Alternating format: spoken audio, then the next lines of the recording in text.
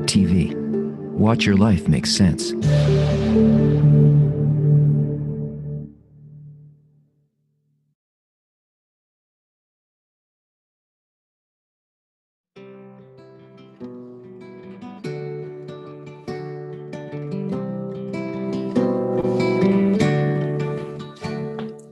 All of the children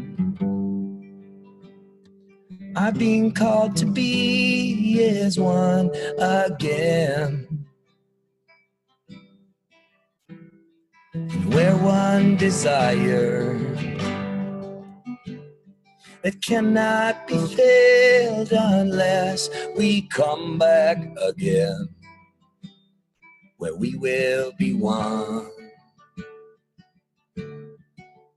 In a brand new world, there's a brand new world where the brand new world with no more concealment. All shall be revealed with the hand that will lead us back again, where we will be one. Obedient freedom will no longer bleed. We will cleave on to thee again, and your light will lead us to the brand new world. There's a brand new world where the brand new world. The times are changing. We are rearranging. We are awakening to the brand new world. There's a brand new world where the brand new worlds. In the brand new world, there's a brand new world where the brand new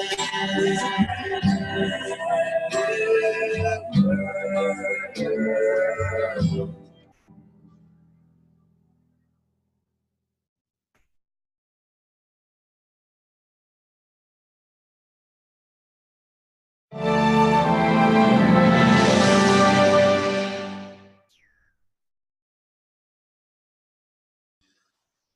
Thank you for that beautiful song, friends. And our men are going to lead us on a preparation, right?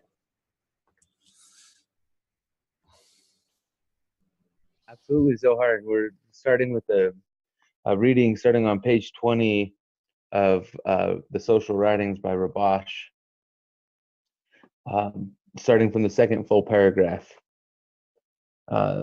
Thus, there is but one counsel. Several individuals must come together with the desire to abandon self-love, but without the sufficient force and appreciation for bestowal to become independent, without help from the outside. Now, if these individuals annul before one another, seeing each of them has at least potential love of the Creator, though they cannot actually keep it, then by each joining the society and annulling oneself before it, they become one body. For example, if there are 10 people in that body, it has 10 times more power than a single person does. However, there is a condition. When they gather, each of them should think that he has now come for the purpose of annulling self-love. It means that he will not consider how to satisfy his will to receive now, but will think as much as possible only of the love of others.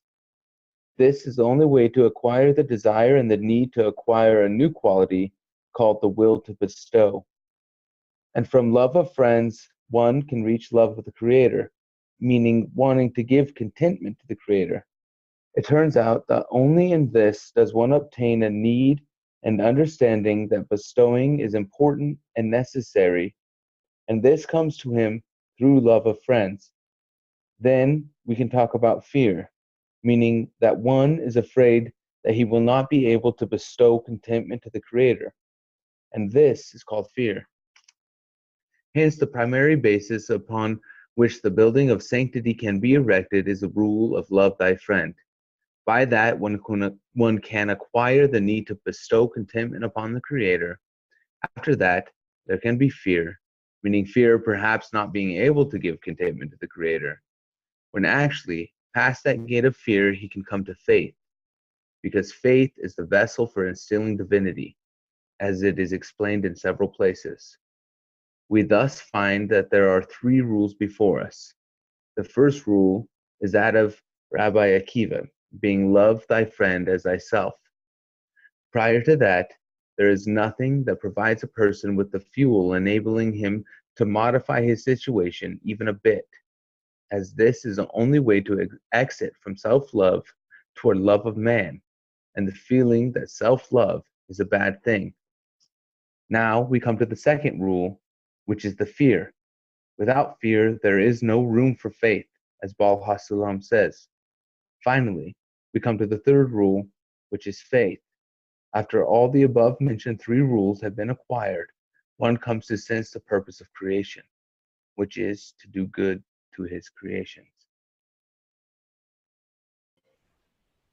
Let me read actually what I tried to write. It says, this article says there is but one course: to come together with the desire to abandon self-love. In preparation for our meeting tonight, let's ask ourselves to think only of ways to make this possible for each other. With that in mind, answer this question.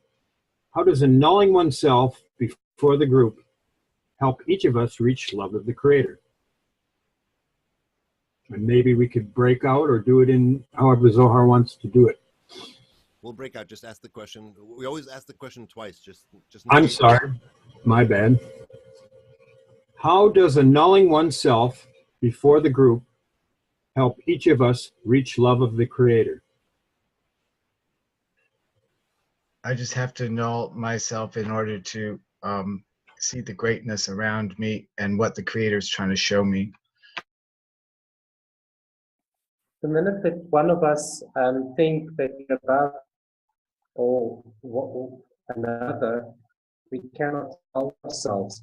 So we've always got to put ourselves in a lowly position in order for us to annul ourselves before the friends and see only the merits in the friend and no faults in the friend. No. Well, I can add that abandoning self-love means nothing in this for me. How can that help me reach love of the Creator? And what I can say is it helps me be like the Creator, because that's how He is. No need for anything for Himself, only the will to bestow. Mike? That was almost exactly my thought, that this is how we learn to feel what the Creator feels, to feel bestowal by loving each other first. And then only then can we know that the Creator is great, that this is what He is all the time.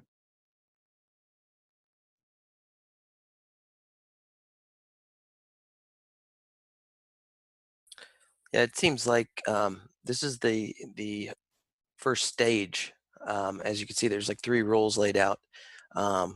This seems to be the hardest one for me, especially. It's just stuck in that self-love zone, and just by practicing and having the right intention and keeping your eye on the goal, eventually you'll get there.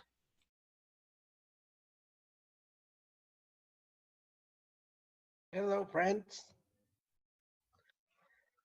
I think annulling ourselves, if each of one of the 10 is annulling itself, we are preparing the big vessel, the vessel of the group, to receive the abundance of love of the Creator.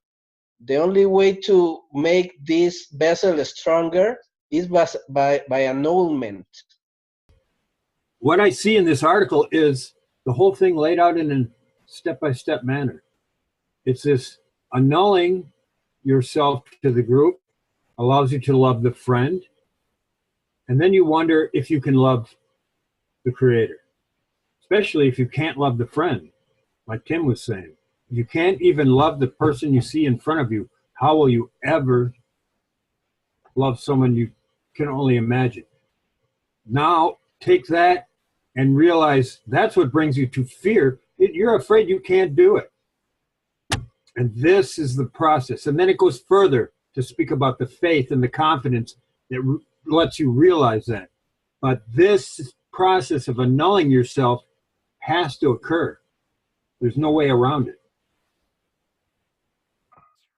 And again, it's a matter of practice. We need to practice and practice again and practice again until we did it. We will do it unconsciously.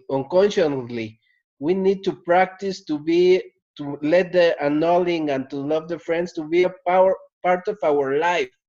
And with the practice, it's all gonna be more easy.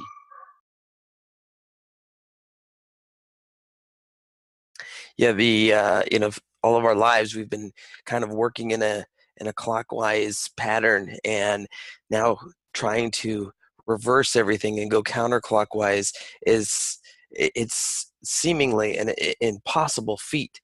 But you know, the Kabbalists have laid out the steps to take in order to get there, and it's you know, the effort's the most important part, and as long as you're doing your part, then the Creator steps in and fixes the rest. And Oscar wrote, he probably meant to write us all, but it came to me privately because I said hi to him. Each individual is a small boat floating in the ocean. We need to anchor ourselves to a bigger and stable vessel destined to the same destination. This is the group of friends. And he'll be joining through the chat. And Dano is here too, so I re-put the question because the new people that come in can't see it. So Dano may be able to speak or give us an answer in the chat later. Well, remember, this love of friends is the result of our work. So this is not where we start. This is what we accomplish at the end of our work here. So this is why it's an important thing to focus on, because until we get to love of friends, we don't even have our foot in the door. There is a way that we are taming the will to receive. This egoism, which is in complete opposite creation to what the Creator is. These are two good rules. Love thy friend as thyself, and fear as methods to tame this ego. Exactly, Johnny, because when we say annul ourselves, what are we annulling? We're annulling self-love. And we're coming to learn to love our friends. And we can't have both. We can't be in self-love and loving the friends at the same time. They'll come and go, but but only through annulling the self-love can we hear them and see them as great, and then come to love of the Creator. Thank you, friends. That was absolutely amazing. Everyone feeling the greatness right now? Nod your heads. Or go like that if you don't agree. All right. So the big smile on my face, I'm here to let you know that this is our transition to the next semester, right? We're on lesson 12. We are, someone's unmuted. Who's unmuted? I heard a noise. Anyway, so we are now in that state. We're in a stage between the third and the fourth semester. You wonder why we said, if you remember right in the beginning, we talked about the fact that the young group is comprised of 2 semesters.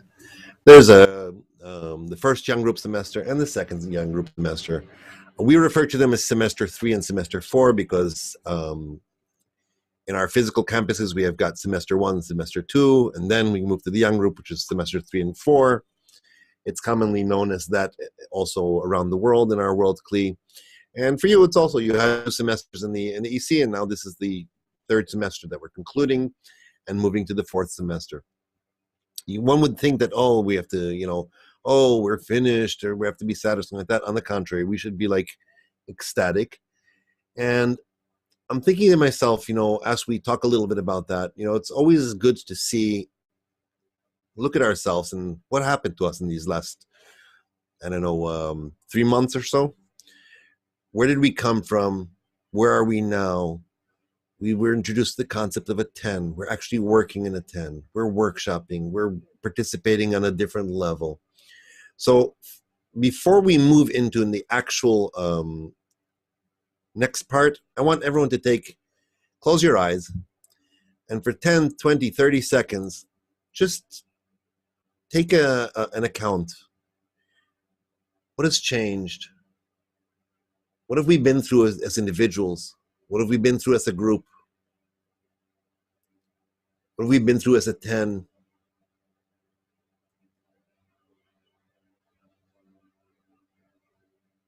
And now share with everyone.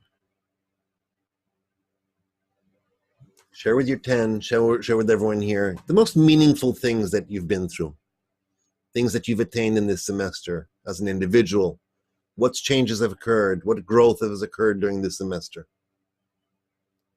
Let's do it very short, okay? So we don't have to spend the whole lesson doing that. We do want to kind of share that feeling, but we do want to also leave room for the rest of what we have for today, okay? So who's going to start us off here? Definitely our perspective, my perspective has changed and it's broadened, much larger. Okay. Let's do this. Emuna, you're our moderator. You're going to call out names, okay? All righty then. I see Merle. I have found my ego to be impossible to overcome. And the guys I'm working with are showing me every day that I'm a treacherous person inside. And I thank them for it. Next. Carol. I've grown, the importance of the goal and the importance of the group has grown a lot in the last young group semester. Tim. You know, and we're learning to connect every day, and seeing the efforts of all the friends and how important this is to everyone else is unbelievable. Good. Kathy Gmail. Kathy CP. I'm delighting in the longing we have to get together as often as we're getting together and enjoying one another and our growing as a group. Mike. Thank you, Kathy. Mike. Yeah, it was about my spiritual attainment. In the beginning, I'm finding more and more worried about the connection in the group. Okay, thank you. Matilda. Surprisingly, as Mike said, I felt the same thing. I'm usually a lonely person. I like to work alone, but these 3 months catch me thinking each time more often about the group and how it works. Next. Thank you, Matilda. Johnny?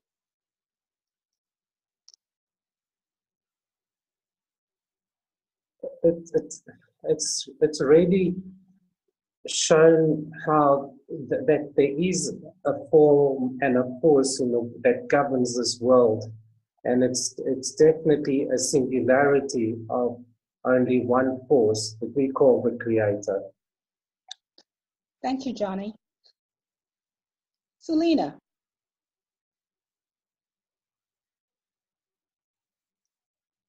Okay, so far, it means late is tonight. And as I see everyone, each one of you talk, you usually lower your, you usually lower your head down before you talk. And it feels like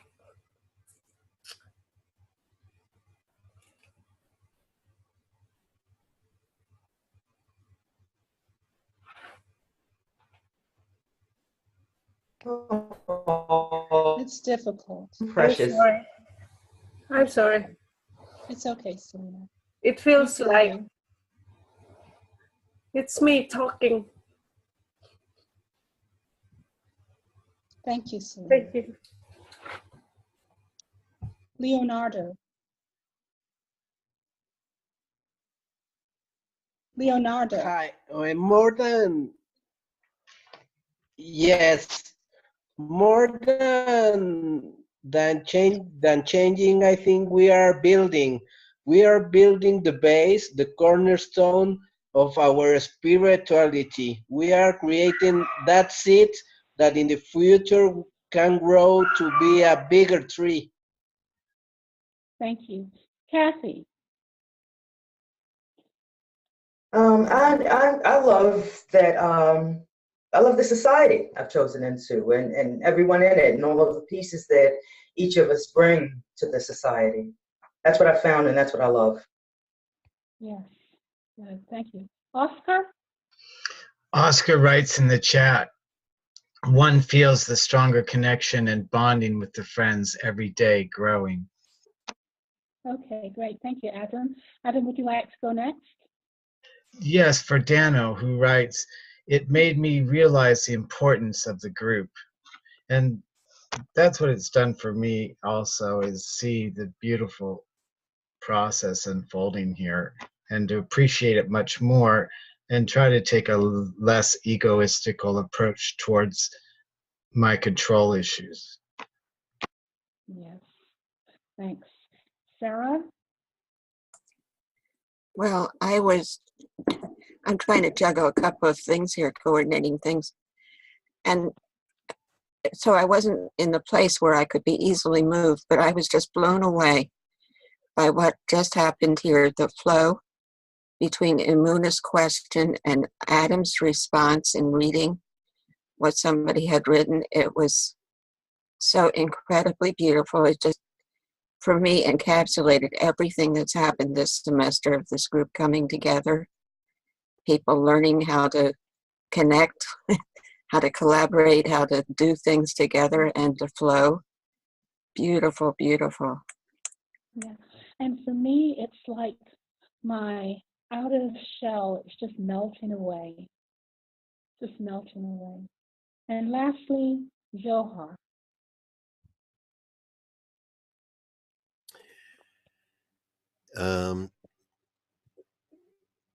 It's like seeing the creator being revealed before your eyes, seeing theory being realized before your eyes, and seeing what feeling is and how a 10 forms and how friends become friends and how connection is thick and meaningful and purposeful. And it's a beautiful, beautiful thing. Let's take another 30 seconds, friends. I'll interrupt. I think we passed over Carlotta. Oh, that would be terrible. We can't pass over Carlotta. Absolutely not. No.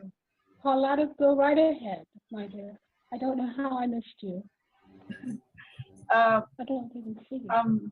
What I've been learning through this, I want to learn more how to maneuver my ego and improve that connection. Thank you. Okay, back to Zohar. Wonderful. And thank you, friends. And why do you think this all happens? Could we have done any of this if we didn't have these friends? Could we have done any of this if we didn't have our 10 and how they're working, the group working with us and all that? Take 30 seconds in silence. But silence is just because your mouth is not moving and words are coming out of from your tongue and lips.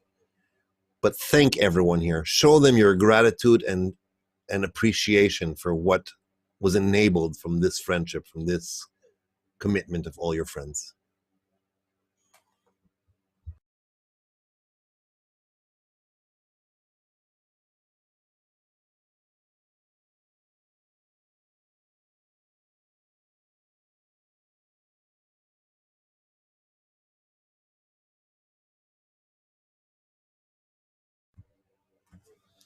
Okay, so with that excitement, that love that you feel in your heart right now, we're going to move into a very exciting next degree.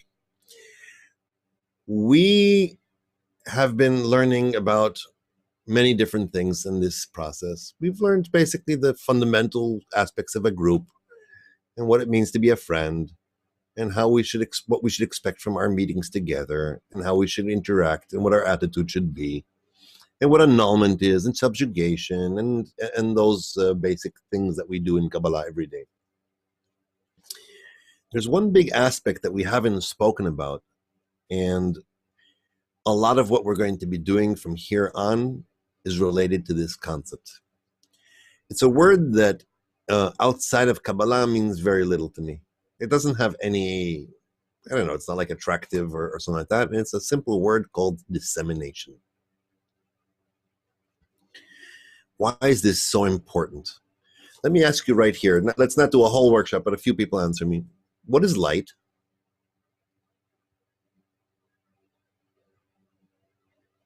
It's a sensation. Within reason, it's understanding.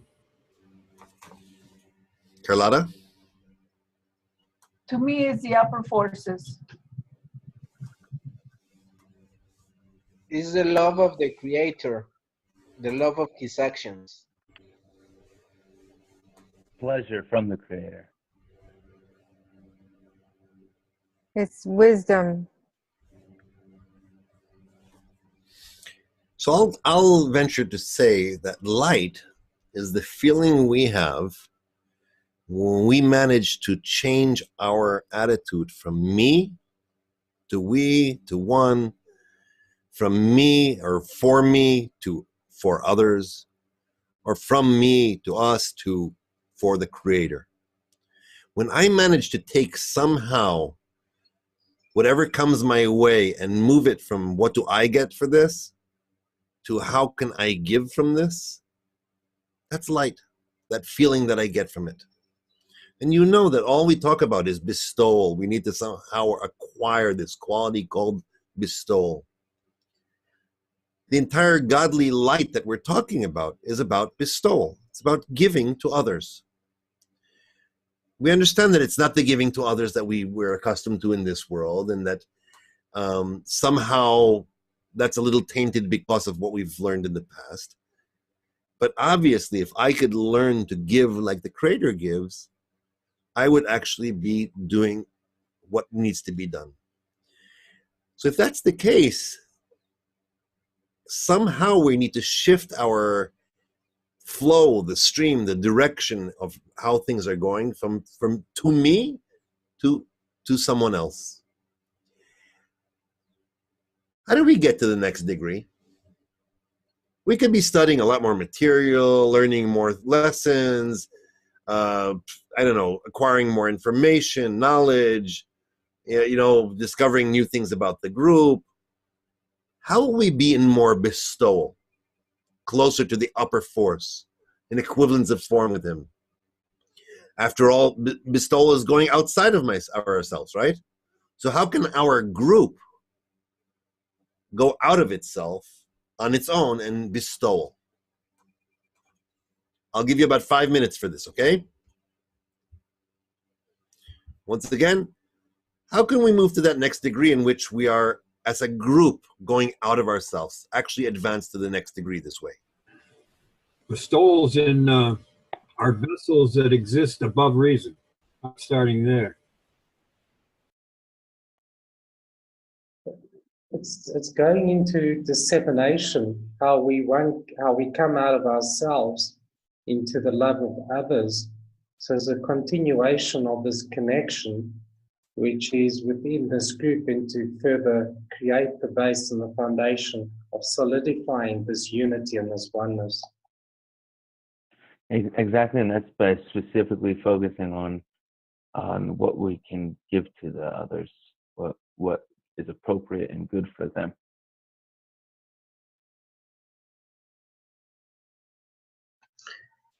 How can we go as a group outside of ourselves? This is beyond what we've done in the group.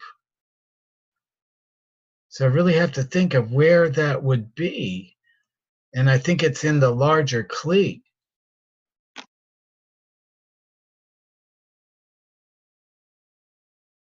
You know, like the daily lesson.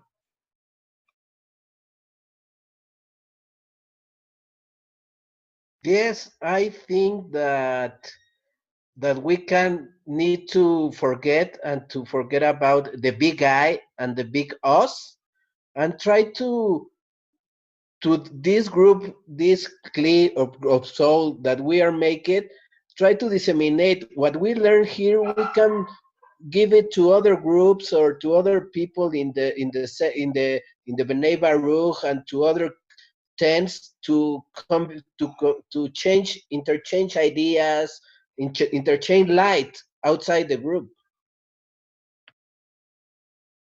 Well, let's tie those two together, what Adam and Leonardo just said, and say we're actually transferring something from above us to something outside of us.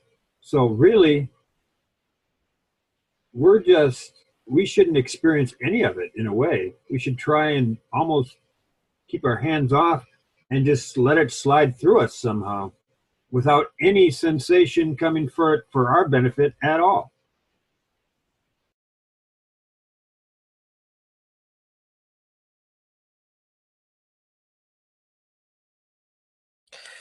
That's good, Meryl. Guys, I wish I had more to add. This is a pretty complex thought for me, but I like what everyone's saying.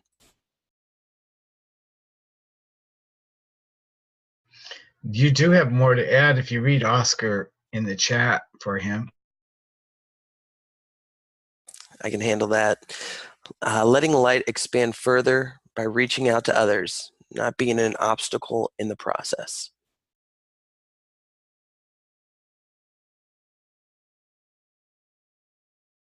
It now expands us to become involved in the B'nai Baruch structure and family. In other words, to support the bigger world clique. Like Adam had said, the morning lessons, and really start interacting in that with your groups and expanding our perspective.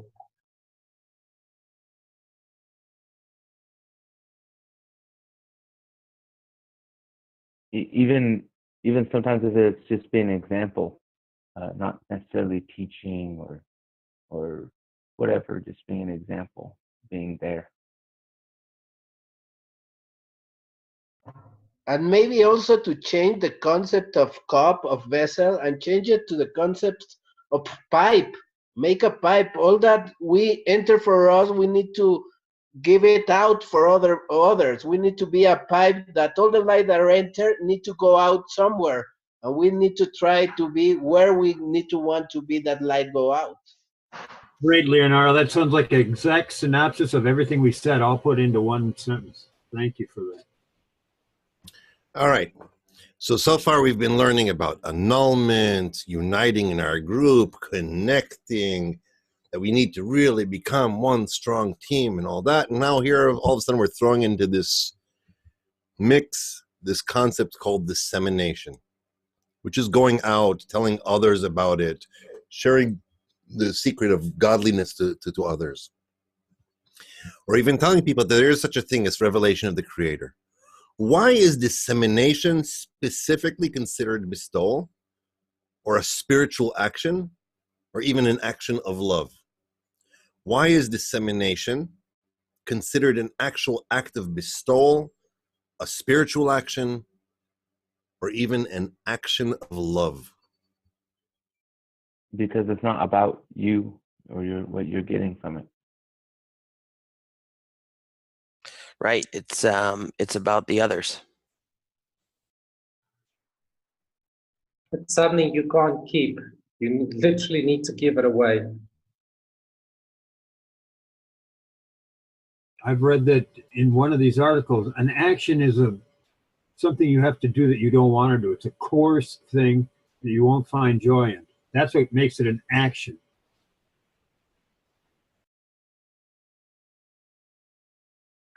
And I guess what makes it bestowal is that we're caring about the well-being of the soul, of their connection and their coming back together.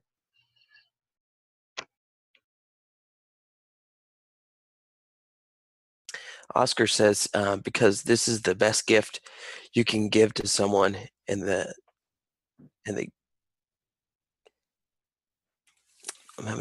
because it's the best gift that you can give someone, and one gives his best gift to his beloved.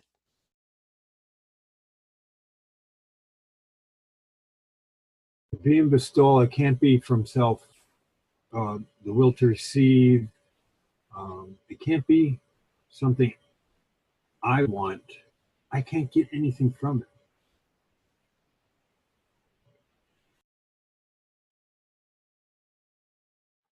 We also have to somehow grow this point in the heart. And by growing these points in the heart is by collecting the shattered pieces and forming, the one whole of Adam Rishon with all these pieces that are shattered throughout this world. When I can't think of anything to say, I try to pray that those things happen for the friends, which is supposed to be an act of bestowal, praying for the others to be that increased conduit, a pipe for the light, bestowal. Let's remember our concept of what bestowal is faulty. We can only compare it to what we think giving something is. But from the will to receive, we only give so we get pleasure. So it's not bestowal.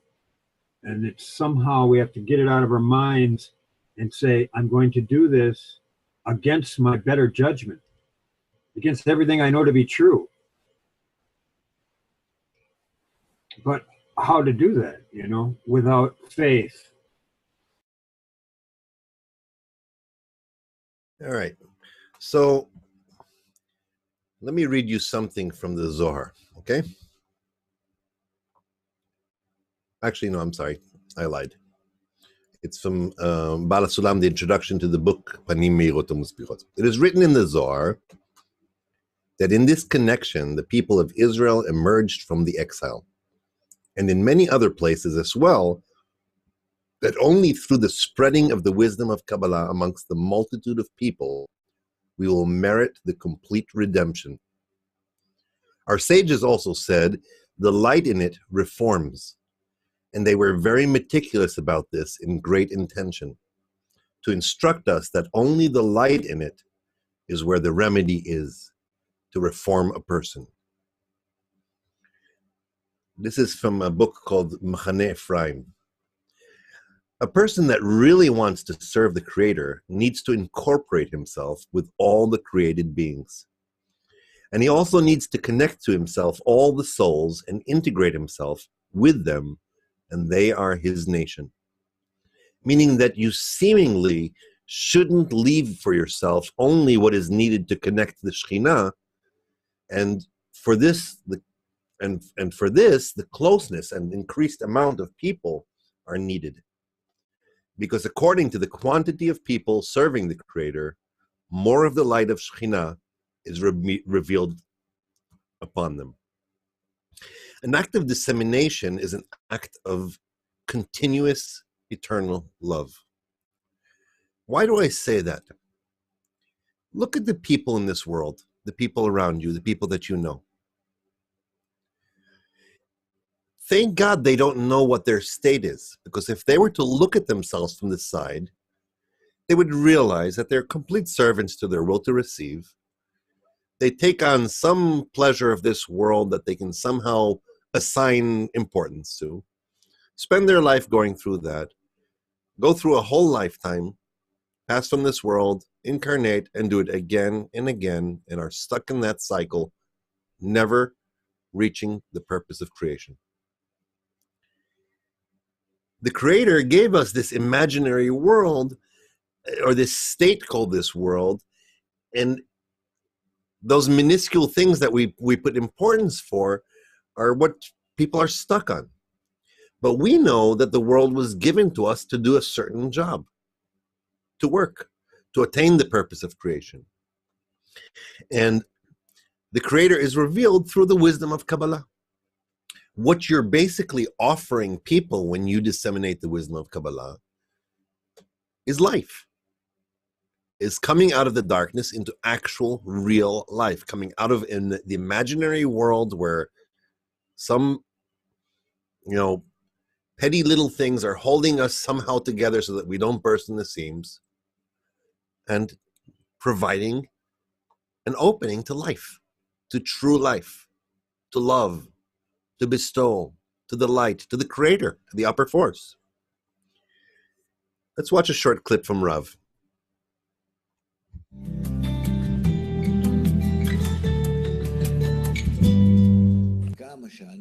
Inasmuch as we bestow with all our forces towards each other, we build in us such qualities that will lead us to adhesion. The Creator himself, you cannot do any action towards him, because he lacks nothing, but rather all our actions we do between us only. And then we come in our actions to a state that we are similar to the Creator, meaning that all of humanity that's before me, and in general, still vegetative and animate, that are also there in my work without any calculation for themselves, but only my calculation with others. As I work with others, I am working with the Creator, just like the Creator bestows to others, but now it's not revealed to me. That's how I need to bestow to others, and in a way that I bestow to him, to another. If I come to such degrees, such actions, in those actions I discover that the Creator does the same, and then we're in adhesion with him. In a mutual action, I on my behalf and he on his behalf, and then we're adhered. That's equivalence of form. Meaning, where do we meet with the Creator? In a kli, which is the connection of all of humanity.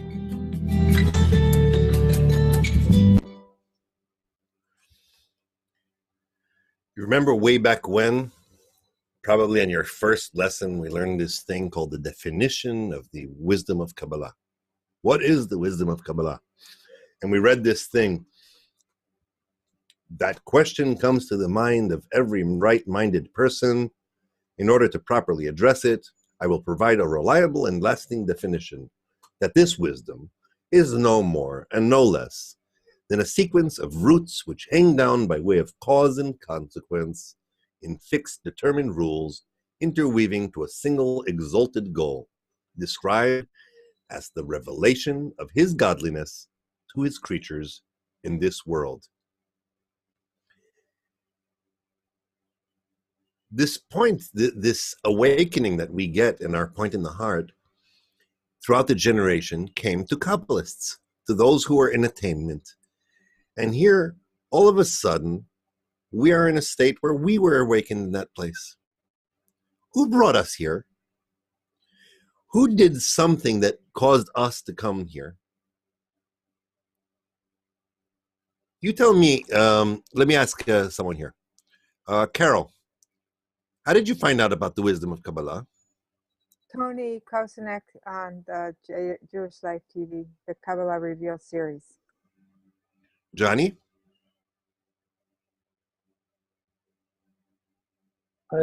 Walking in the park, and a young friend of mine told me about Kabbalah Revealed and Tony Kosanek's videos. Matilda? I found it in Google, so I think that the Creator bring me here. Tim? Yeah, I was searching the internet for the meaning of life and came across some YouTube videos by Tony. Very good. Okay, so each and every one of us, at some point when we had that moment where the question arose, or is that a word? Arose? Yeah? We had this question, and all of a sudden an answer came our way. Someone somehow laid the pavement for us, made sure that we would have some way to find out, whether it was in the form of someone who spoke to us, someone who handed us a book, someone who published a book and handed it to us, someone who put together a video, or set up a website, or did something, and that somehow led us to here. So what is this whole dissemination to others?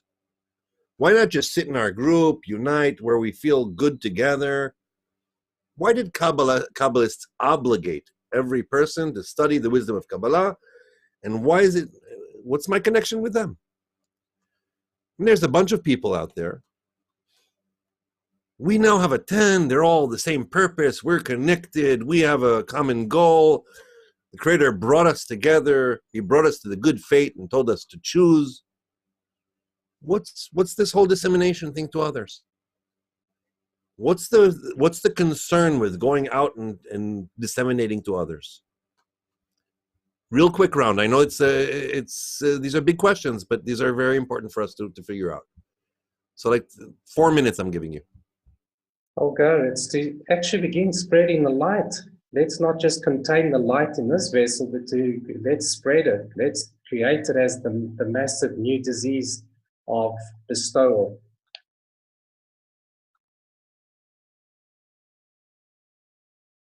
Because we're all one soul, and it's only done complete when it's all done. We become the tube Leonardo talked about. We are the conduit by which life will enter man. Yeah, you can't get the Creator's attention by yourself. He hears it a little bit when he's with the 10, and then he can really hear you when you're all working together, everybody. And also we need to have the concerns, we need to start to teach with example, not only with words, but with our acts and with our relation with other people. The other people have to know and say, oh, this guy is changing so much. What happened to him? Yeah, that's right. We disseminate by our example as much as we do by actual dissemination techniques. But I definitely, everybody I know that Tony videos were like the first step for finding BB for so many of us. Can you imagine if you guys or we, did something like that and it helped people find, this path that can help everyone?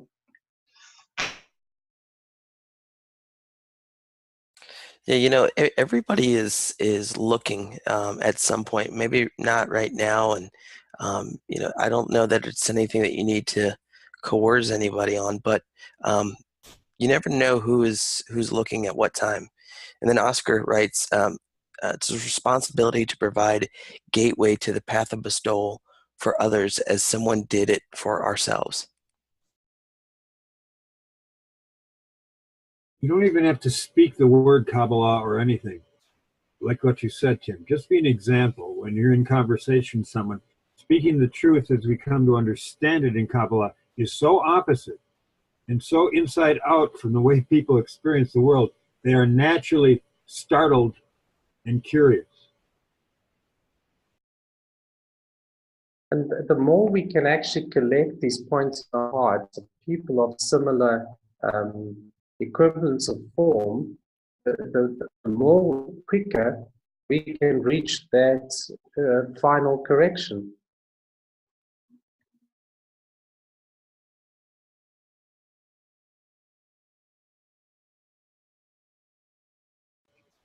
Remember this, we don't do anything actually. We have no power, we have nothing to give, we have nothing.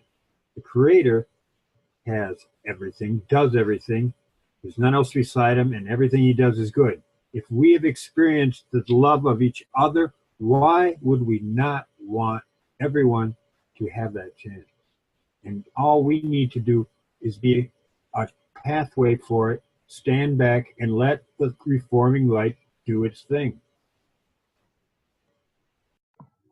And we also need to think that it's not something that I wish to do. We have, and we think to need to have, we have a responsibility. And this is a huge word.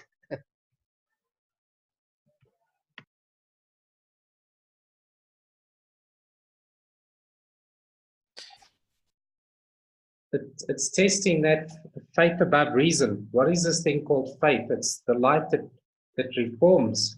So it goes beyond us, like you friends are saying. It's about doing nothing, but doing just what you have to do. I understand you completely, Johnny, even though it doesn't make sense. I understand you. That's connection, baby. And I think it's a fine line too. Dissemination isn't one of those things where you want to be at a cocktail party and sound like the smartest guy in the room because you know something that everybody doesn't. It's one of those things where you have to get to a point where you are at you've annulled yourself to your self-love. You can only get that through the group, and then what you're being sincere about what you're trying to present to maybe someone that is looking for an answer. Yeah, if I try to preach it or shove it down somebody's throat, they're not going to go for it. I just have to be it. Like you said, the only way is to be it. And only way to be it is through the group. So it's with the group and through the group.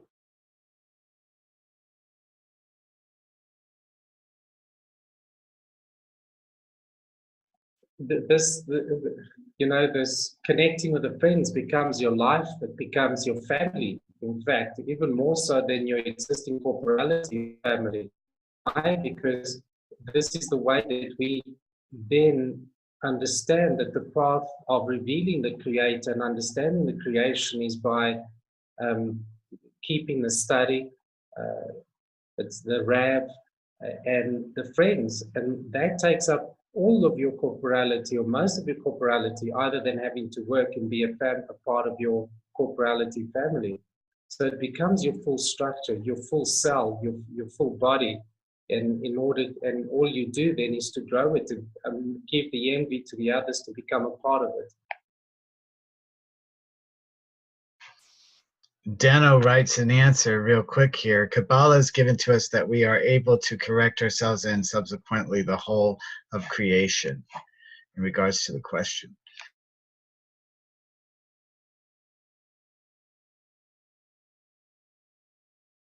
Yes, because there has to be a living example. There has to be a seed of this on the planet where it sprout and grow.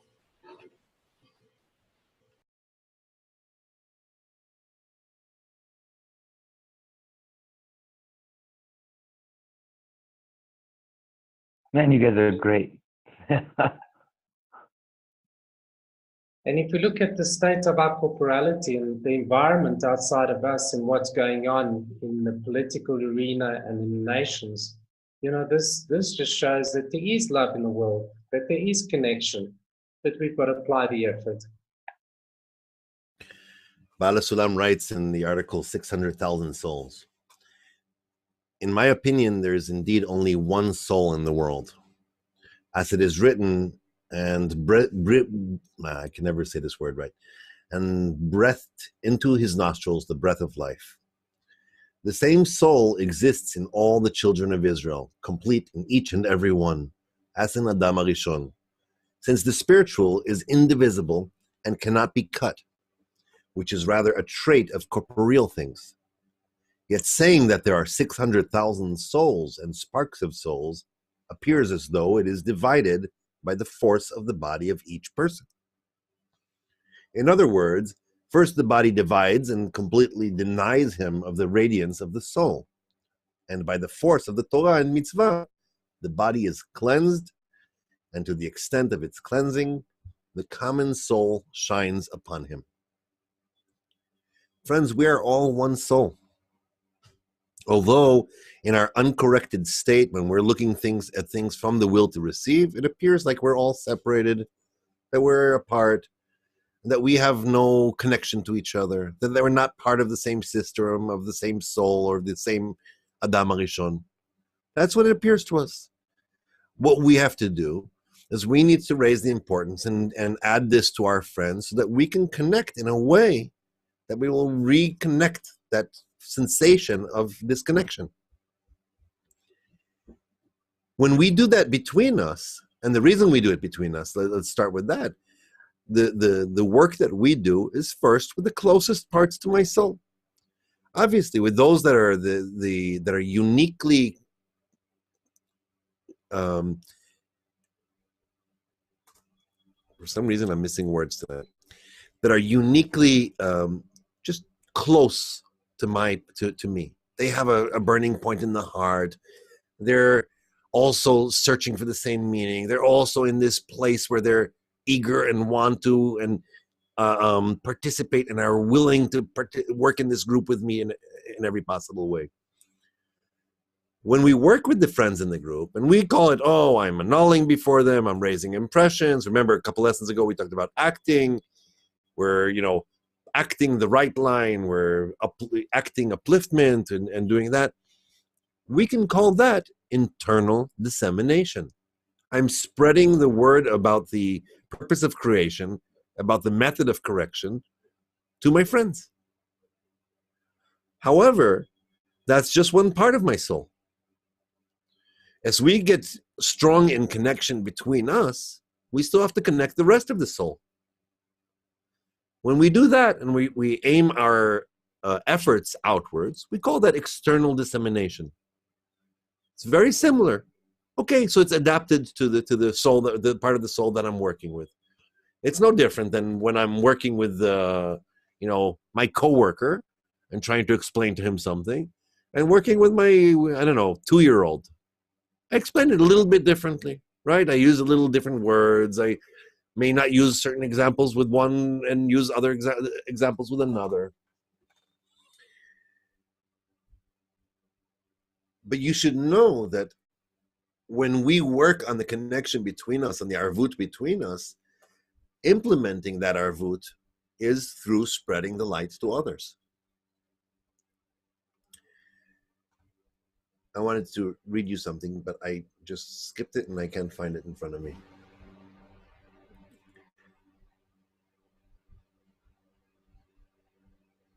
Where did it go?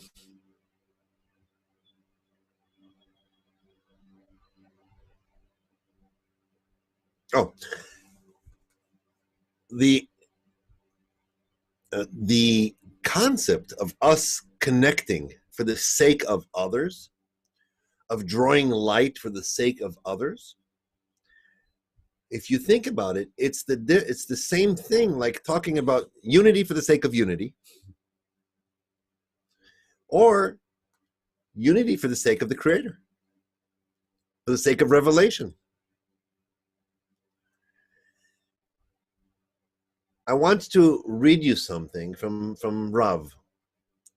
I want you to pay really close attention to what I read, because the workshop question will not be a question about it, but I want you to basically discuss this excerpt. Okay? So here it goes. A student asks Rav, why does the smallest of actions in dissemination advance us like years in the society?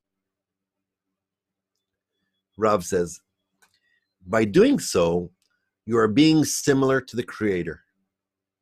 You come to them to bestow upon them some of the connection. From the love and necessity for it, you become the conduit of light, this pipeline. And because you touch upon your role here, more light comes to you from above.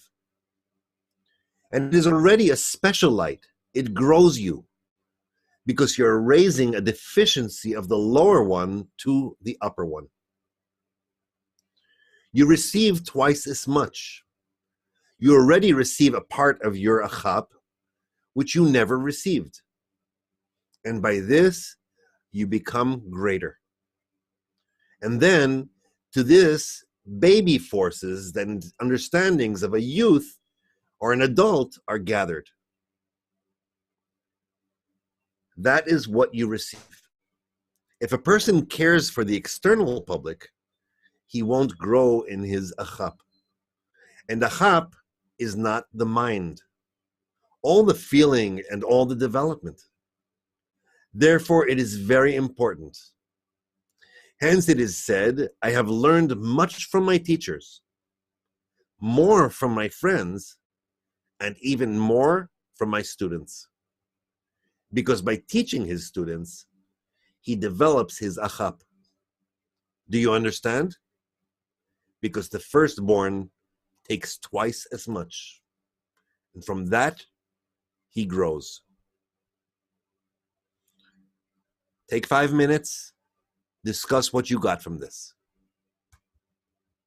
What immediately occurred was, if we look at Rav and the intensity of the teachings that he has, was the intensity that he applied to the study, and then how it catapulted when he became a teacher. And he's actually a complete introvert. And by becoming that teacher, he just grows into a bigger and bigger vessel that we all want to hang on to as his students. So we can also become exactly the same by being able to teach and spread this bestowal and love and mythology to the masses.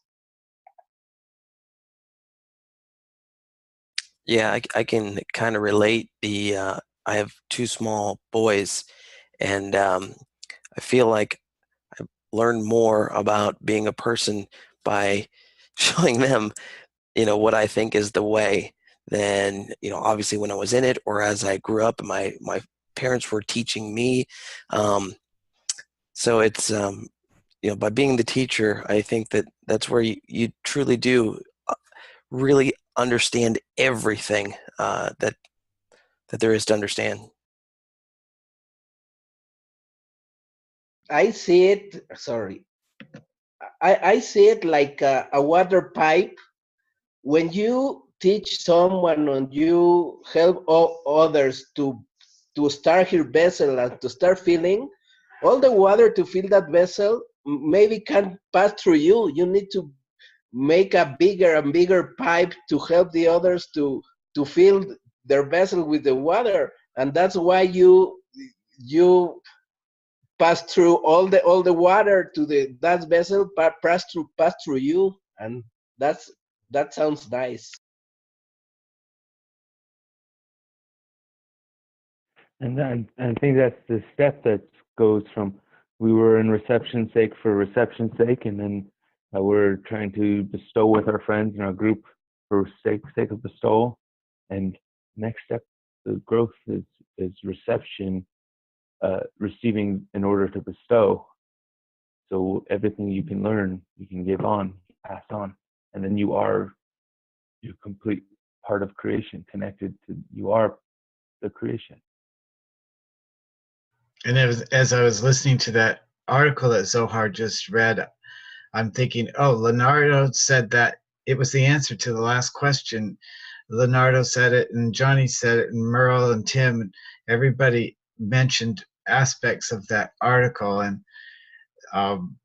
then it was very encouraging too, that if we do make an effort to disseminate, it draws so much more light for our own correction.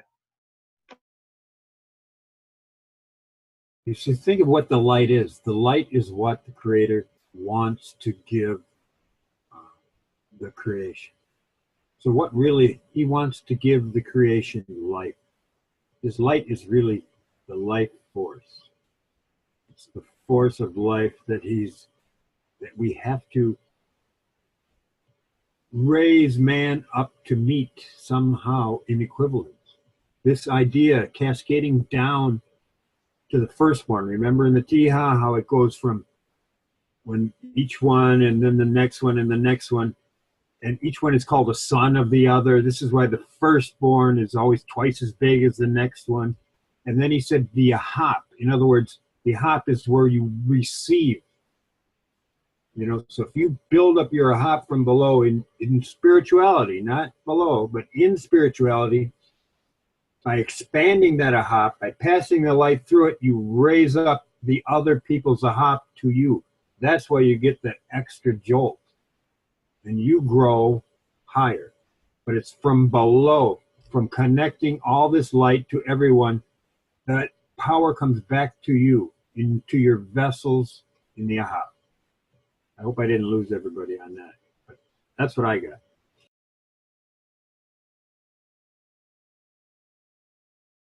You didn't lose anyone, Mal. You actually connected us even more. You raised us up to become man.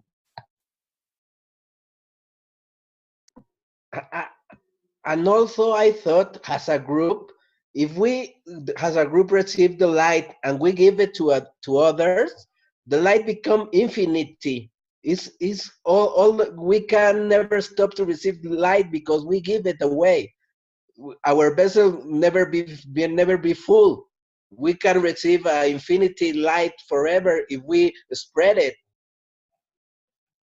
Yeah, like Dano says, it provides us a double opportunity by being a teacher and a student, so double reward. And Oscar continues with, it's like being another branch and extending to other branches. Being the last branch is being the most vulnerable one, so we need to extend and help creating another branch.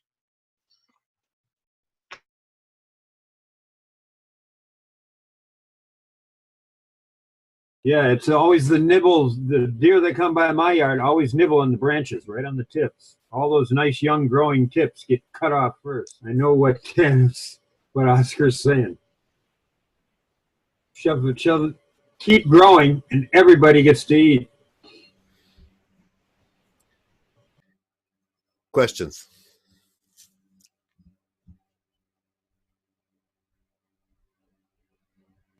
What is the light, Zohar? Light is the feeling we get. You could describe it as the pleasure we receive when something enters our kli. When a change occurs in us. Zohar? Mm-hmm. It's quite often that in Kabbalah we need questions in order to stimulate the interaction and the connection between us. But when you're in a stage where you actually don't have questions and this information is just so amazing that you just keep absorbing like a sponge. Okay, maybe there's a question there. Why is that so? To relate to what you said, first of all, yes, through questions and answers, that's a big tool that we have in advancement in spirituality and Kabbalah. Rav, even though sometimes he's like, shut up, you don't need to ask questions, really stands behind this concept that through questions and answers, that's a give and take kind of thing. And so there's a lot of receiving and bestowing there in that process. But with that said, we go through different states. We have states where we just have to ask and ask and ask and ask, and we have states where we don't. It's not formulated that way. We go through different. It's just like, are you supposed to? They say you have to go through ascents and descents and ascents and descents. But I'm kind of feeling on a high all the time. Okay, enjoy it. It's like why worry about it? Why do you have to be concerned with that? The Creator sent you this kind of state right now. That's good. We need to be concerned with one thing. Are we sitting still or are we moving forward? We need to constantly be moving forward, constantly accelerating our efforts. I heard Rav saying this week in the lesson that the Creator doesn't like stillness. He likes motion, movement. That for us to have an interaction with him, we need to be in movement. Even if it's, right now it's the wrong movement, but you're moving. You're not stuck. The worst possible state that you could come to in Kabbalah is a state of indifference. Because it's not to here or there. You're better off cursing the Creator and hating Him and yelling at Him and screaming out of the top of your lungs and saying, why, and you're evil, and I can't believe you did this, and you're just whatever. You're better off to discover hatred than having indifference. And at least you have something to move. You're moving. You're alive. And those states need to come. You need to have ups. You need to have downs. Other questions?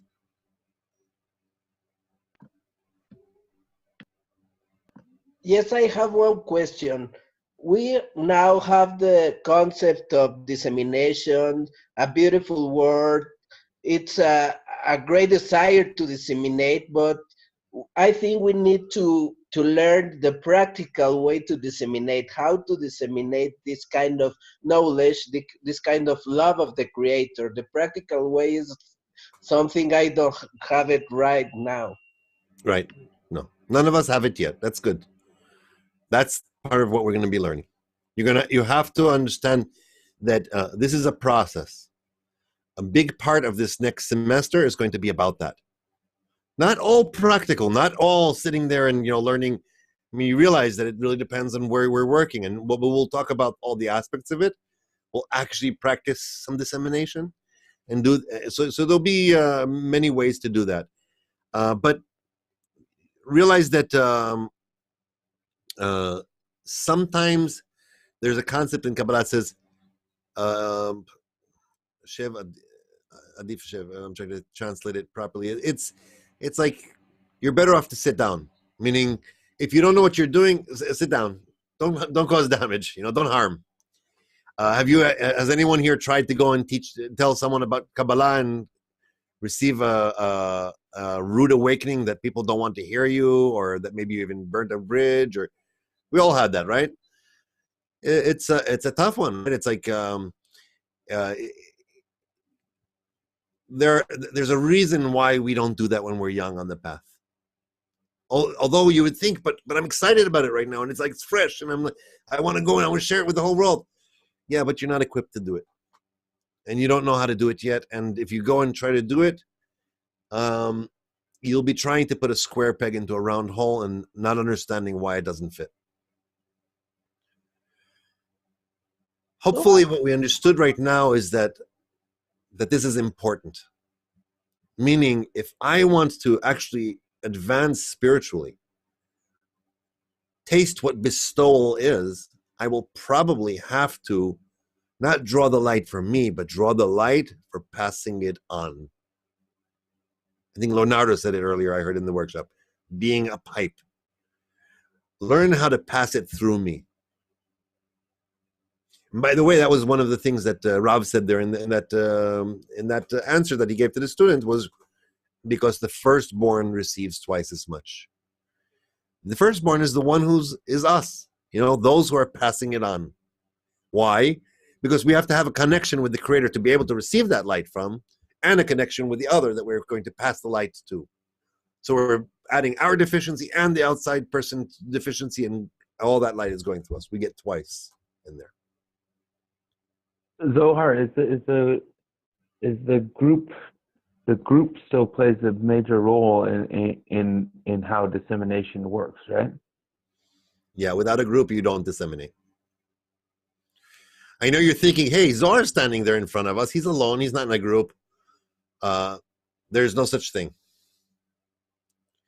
If I'm not connected in a 10, if I'm not connected to Rav, if I'm not connected to the group, if I don't have all that, what exactly am I supposed to pass on to you? Some kind of knowledge? Nothing. It makes sense that logistically you're not going to have 10 instructors standing in front of you, right? But everything has to be done in the group. And hopefully the last few weeks that we did so far, you got the concept why we need each other, right? Who was it? Was it Matilda was talking about how I was a loner? And I just wanted to get what I can get for this or connect to it, and that's it. And many of us are like that. You know who's the most like that? Rav.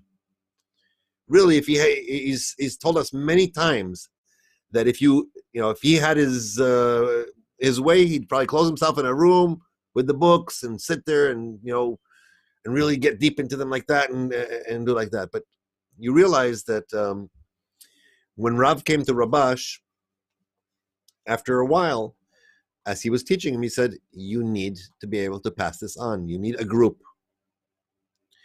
And until that point, Rav didn't get it. And he describes it as he basically went out and did an act of dissemination. He went and did a talk somewhere and brought 40 students to Rabash. And at that point, everything changed.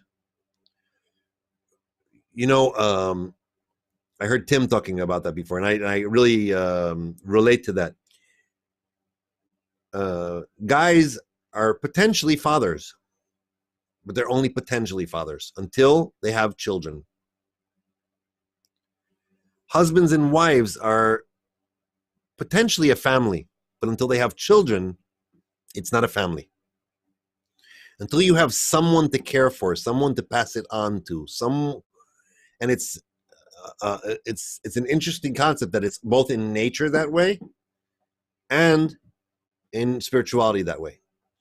That if you don't have a place to go through, and you learn this about light and kli anyway, if I receive for myself, the kli fills up and it turns off the desire, which means there's no more pleasure.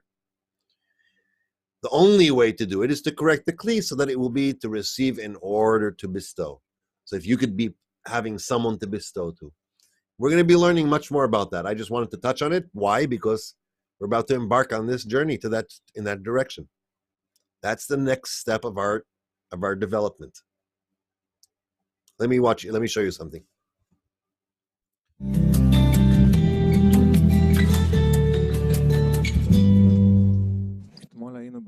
Yesterday we were in Ramat Gan doing dissemination in the Rabin Square, and we're continuing with that. How do we draw the reforming light in the most beneficial way?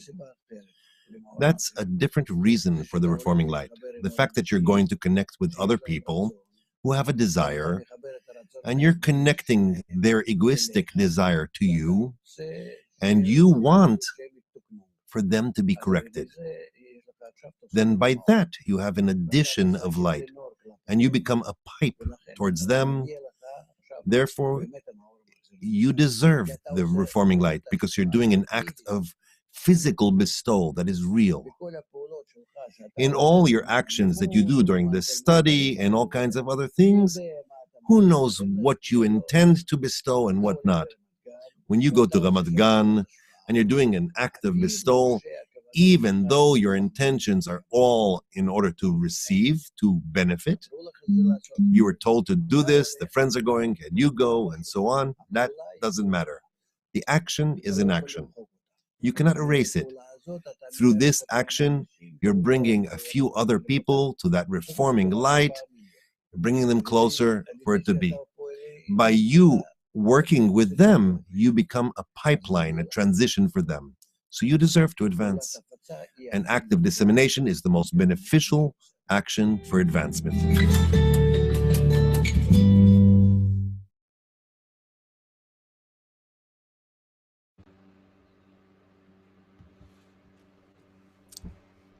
All right. We touched upon a few things here. I want to give you an exercise, our last breakout for tonight, okay? Listen very carefully. I want you all to put yourself in this mode right now. It's Sunday night, or whatever. I'm sorry, Johnny, it's not Sunday night for you, but whatever time it is for you, and whatever day of the week or what month it is in South Africa at this point. Zohar shows up at the lesson 12 of the young group, and tells you this, makes an announcement.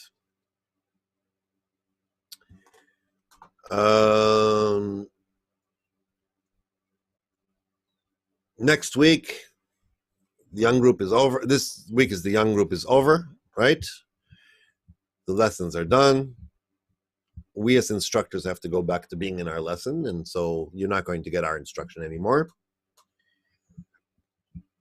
We had to take on another project. I was approached from BB, and so I'm going to have to go and do something else. Same thing goes for the rest of the instructors. In short, all you have is your 10 now. Right? You're a group. You've formulated something throughout this semester together. How do you continue onwards? How do you not disperse? What framework do you need to put around you to define yourselves in such a way that you will hold on to the path no matter what and do it together?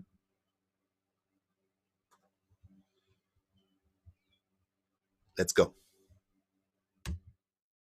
One spiritual advancement depends on the friend. So you cannot advance if you're not going to keep it together. If we're just going to dissolve and, let it go by, we're just going to lose what we've just, worked off so hard to get you. So to keep in the tens and then to disseminate and to stay in the morning lessons becomes our glue to connect ourselves and to grow us even bigger.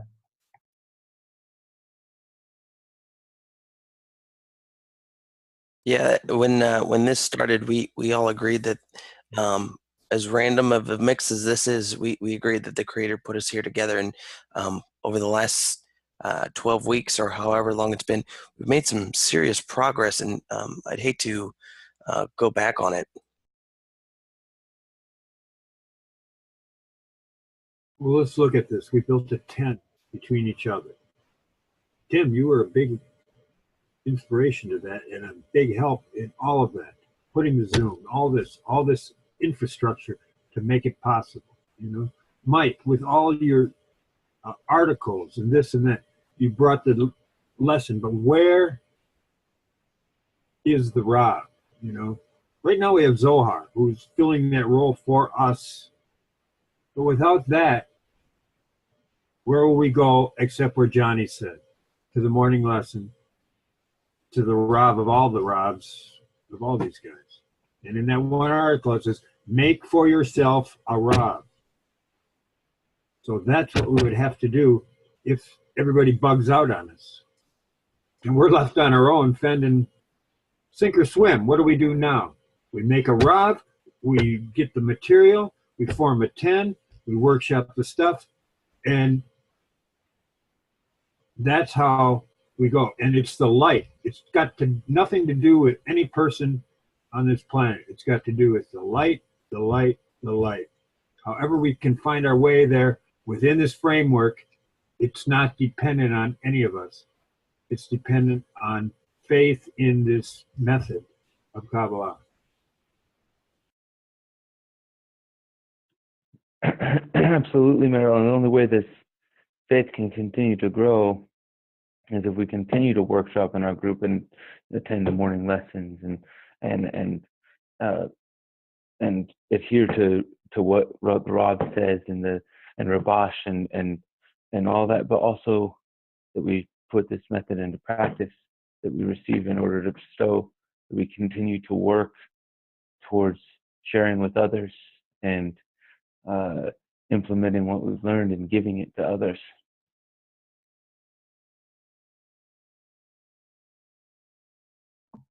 Yes, and I think we create a beautiful seed with much effort of each of us, much effort connecting in the morning, much effort coming to these lessons.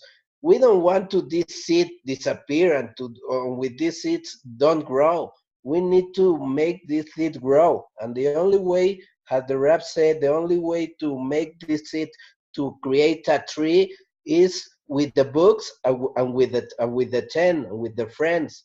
We need to start reading the articles, going to the daily lessons, and to start to looking new meaning of these articles and these lessons. Discuss all we can, because with the discussion we can grow up even faster.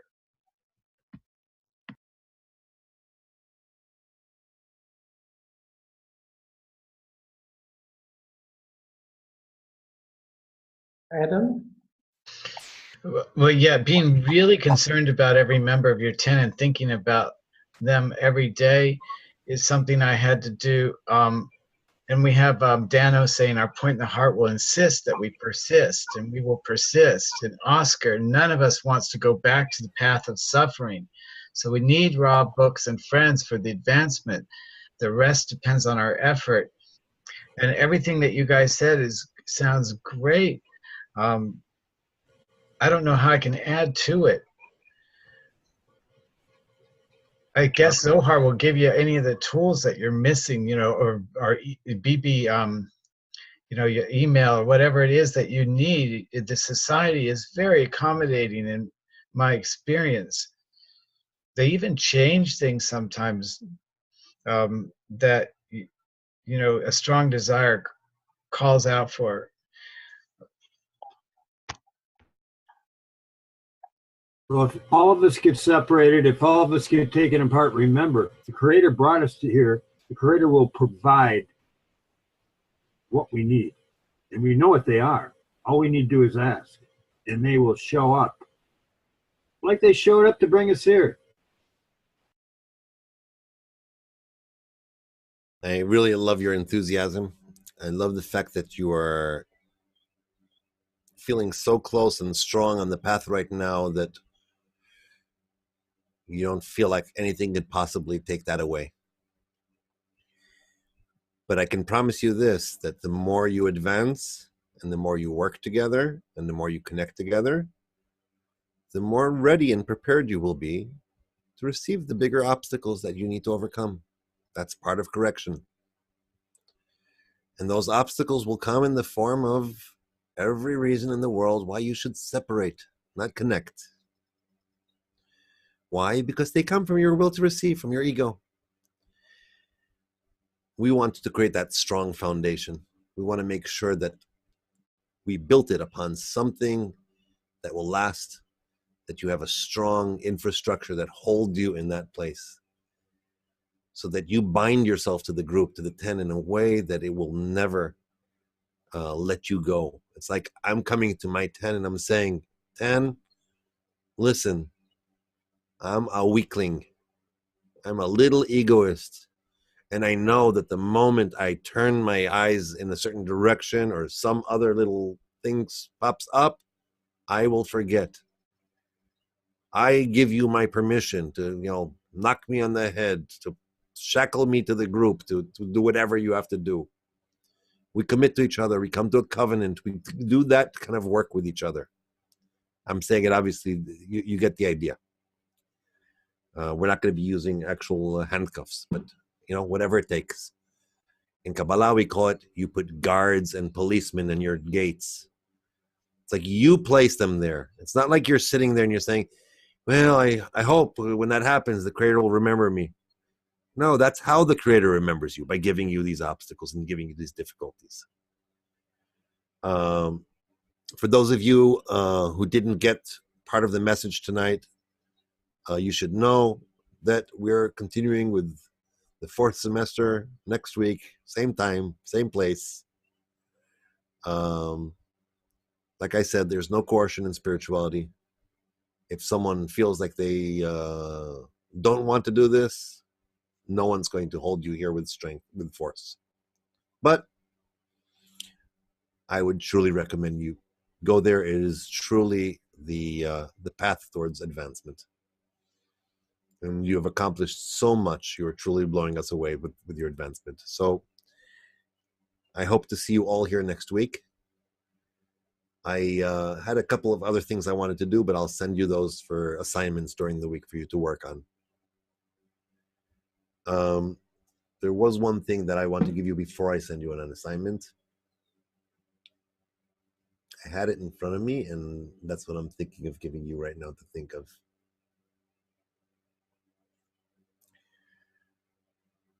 Discuss between, you know that those of you who didn't do it, please go in and register and pay and do whatever you have to do to fix those things, okay? Because we don't want to have to deal with that. We want to concentrate on the goal and what we have to do to advance. I think also I sent you Everyone got like the reply that I sent to Merle about what the fourth semester is, right? You don't need me to sit here and read those bullet points and tell you them. Until you get your assignment, which will be in the next day or so, discuss between you in the 10 how the wisdom of Kabbalah touched your heart. In what manner did it awaken you?